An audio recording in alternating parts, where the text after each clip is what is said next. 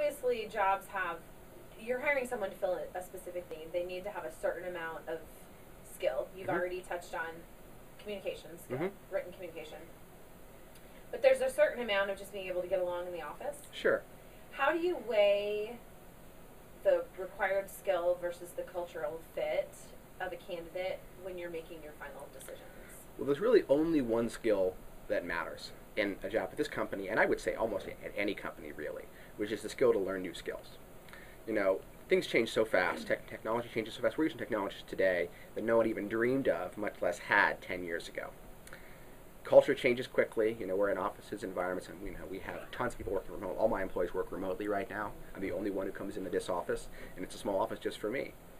So culturally, technologically speaking, practically speaking, things change so fast that the most important skill is how quickly you can learn.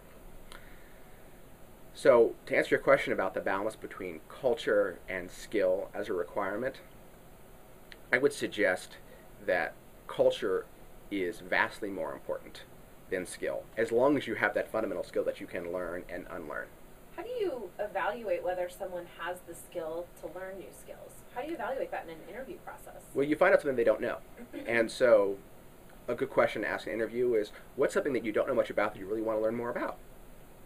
And they should be able to answer that question, because most of us have lots of things that we don't know a lot about. But that shows a weakness in a candidate. A candidate, traditional interview coaching that's out there suggests that candidates spin their weaknesses to strengths. Sure. But it is a strength to say, well, I don't know a lot about this new microblogging service, Twitter. I've heard about it before. I've seen it on CNN. Some of my friends are on it, and I'm excited to learn more about it. That shows a strength.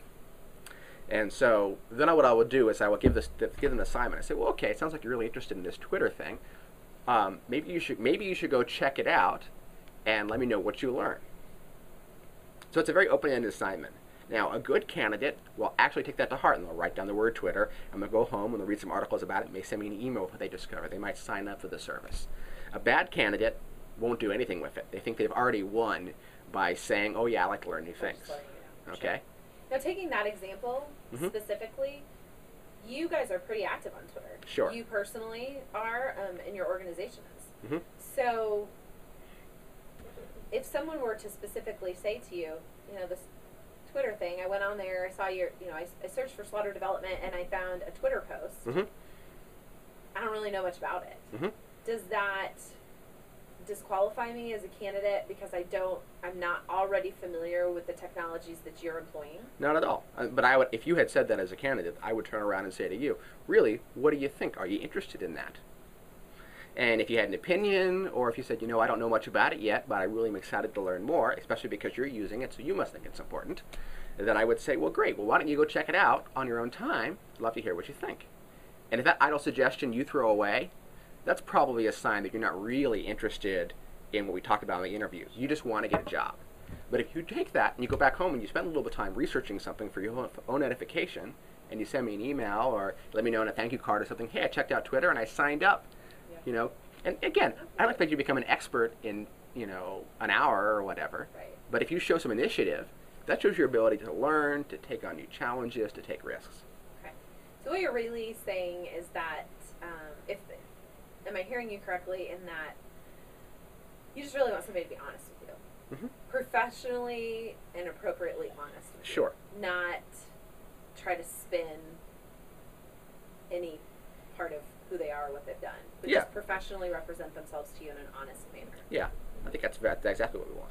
Okay, good. So, lastly, is there anything that in your engagement with job seekers that you just really wish you could stand on the rooftop and scream to all job seekers? Something that you just really wish everybody knew that was going through this process?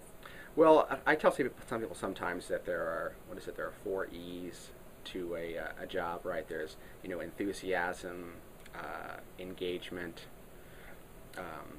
expertise, and experience. Enthusiasm, engagement, expertise, and experience.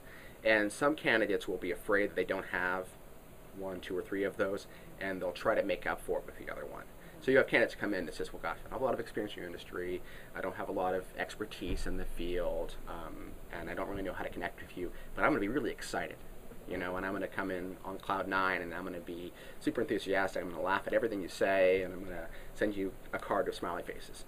And, you know, to me, don't try to make up for what you don't have in one area with being over involved in another area.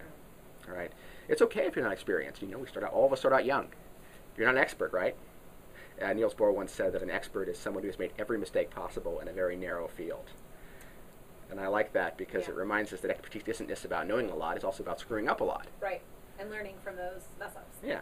So I think that a lot of job seekers are afraid that they're unqualified, especially in this economy, because they've applied for so many jobs, or they've been unemployed a long time, or they hear, you know, 10, 11% unemployment. They're really nervous about not being able to compete. And so I think they tend to overcompensate by, you know, saying how great they are in some way. And I don't really want that. Just honesty. Yeah. Good. Thanks. Thank you.